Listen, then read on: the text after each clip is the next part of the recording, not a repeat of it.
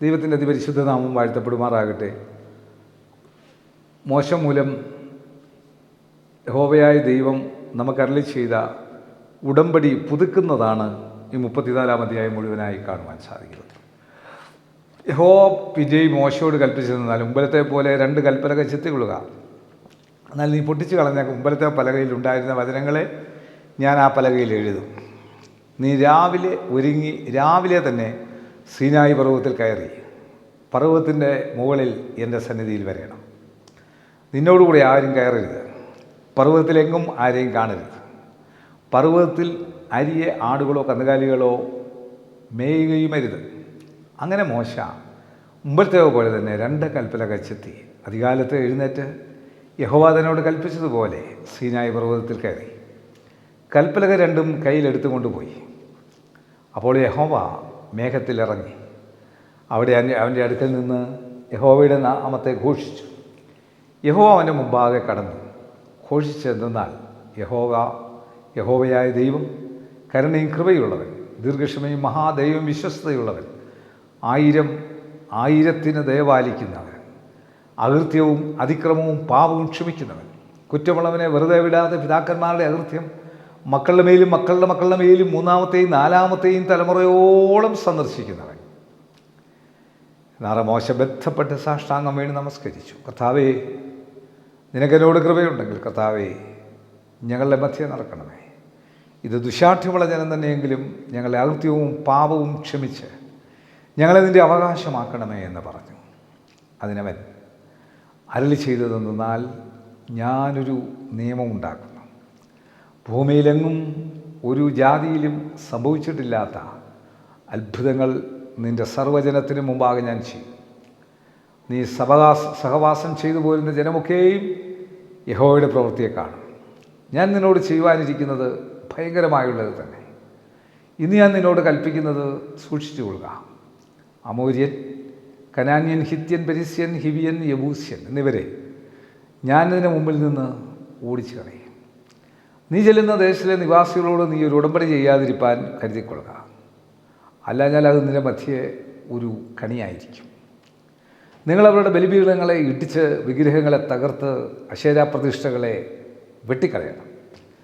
അന്യദൈവത്തെ നമസ്കരിക്കരുത്. യഹോവയുടെ നാമം തീഷ്ണൻ എന്നാകുന്നു.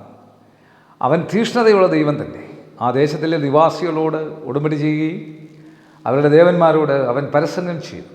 അവരുടെ ദേവന്മാർക്ക് ബലി കഴിക്കുമ്പോൾ നിന്നെ വിളിക്കുകയും നീ ചെന്ന് അവരുടെ ബലികൾ തിന്നുകയും അവരുടെ പുത്രിമാരിൽ നിന്ന് നിൻ്റെ പുത്രന്മാർക്ക് ഭാര്യമാരെ എടുക്കുകയും അവരുടെ പുത്രിമാർ തങ്ങളുടെ ദേവന്മാരോട് പരസംഗം ചെയ്യുമ്പോൾ നിൻ്റെ പുത്രന്മാരെ കൊണ്ട് അവരുടെ ദേവന്മാരോട് പരസംഗം ചെയ്യിക്കുകയും ചെയ്യുവാനിട വരരുത്. ദേവന്മാരെ വാർത്തുണ്ടാക്കരുത്. പുളിപ്പില്ലാത്ത അപ്പത്തിൻ്റെ ഉത്സവം നീ ആചരിക്കണം.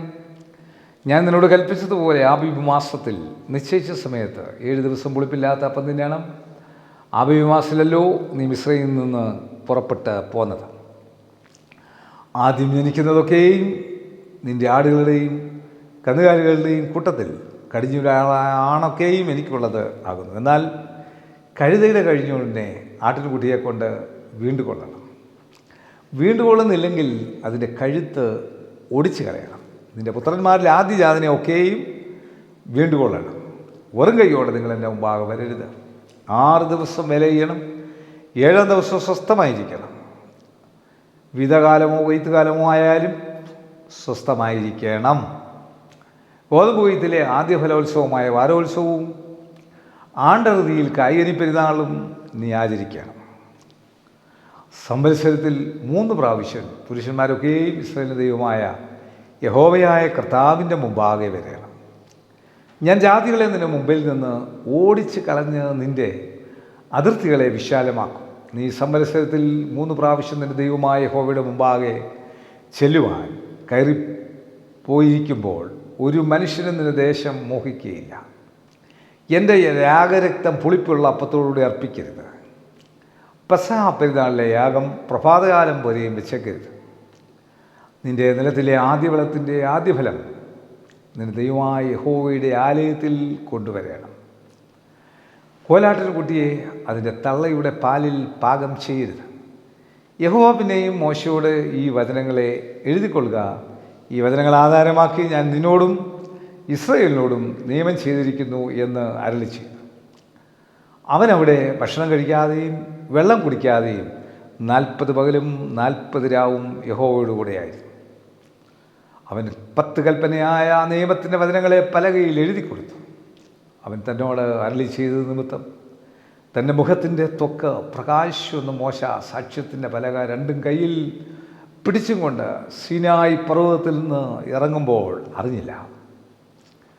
അഹരോനും ഇസ്രായേൽ മക്കൾ എല്ലാവരും മോശയെ നോക്കിയപ്പോൾ അവൻ്റെ മുഖത്തിൻ്റെ ത്വക്ക് പ്രകാശിക്കുന്നത് കണ്ടു. അതുകൊണ്ട് അവർ അവൻ്റെ അടുക്കൽ ചെല്ലുവാൻ ഭയപ്പെട്ടു. മോശ അവരെ വിളിച്ചു. അപ്പോൾ അഹരോനും സഭയിലെ പ്രമാണികളൊക്കെയും അവൻ്റെ അടുക്കൽ മടങ്ങി വന്നു. മോശ അവരോട് സംസാരിച്ചു. അതിനുശേഷം ഇസ്രായേൽ മക്കൾ ഒക്കെയും അവൻ്റെ അടുക്കൽ ചെന്ന് സീനായി പർവ്വതത്തിൽ വെച്ച് യഹോവ തന്നോട് അരുളി ചെയ്തൊക്കെയും അവൻ അവരോട് ആജ്ഞാപിച്ചു. മോശ അവരോട് സംസാരിച്ചു കഴിഞ്ഞപ്പോൾ അവൻ തൻ്റെ മുഖത്ത് ഒരു മൂടുപട വിട്ടു. മോശ യഹോവയോട് സംസാരിക്കേണ്ടതിന് അവൻ സന്നിധാനത്തിൽ കടക്കുമ്പോൾ പുറത്ത് വരുവോളം മൂടുപടം നീക്കിയിരിക്കും. തന്നോട് കൽപ്പിച്ചത് അവൻ പുറത്തു വന്നു ഇസ്രായേൽ മക്കളോട് പറയും. ഇസ്രായേൽ മക്കൾ മോശയുടെ മുഖത്തിൻ്റെ ത്വക്ക് പ്രകാശിച്ചിരിക്കുന്നതായി കണ്ടതുകൊണ്ട് മോശ അവനോട് സംസാരിക്കേണ്ടതിന് അകത്ത് കടക്കുവോളം മൂടുപടം പിന്നെയും തൻ്റെ മുഖത്ത് ഇട്ടുകൊള്ളും. ദൈവസേനയിൽ എത്രയോ ഭയത്തോടും വിറയലോടും കൂടിയാണ് മോശ ചെന്നിരുന്നത്. എത്ര തേജസ്സായിരുന്നു. അതുകൊണ്ട് ശുശ്രൂഷ ഒരു തേജസ്സാണ്. ഈ നോമ്പിലെ കടക്കുമ്പോൾ നമ്മുടെ ശുശ്രൂഷകൾ, നമ്മുടെ വ്യക്തി ജീവിതങ്ങൾ തേജസ്സായി മാറ്റപ്പെടണം.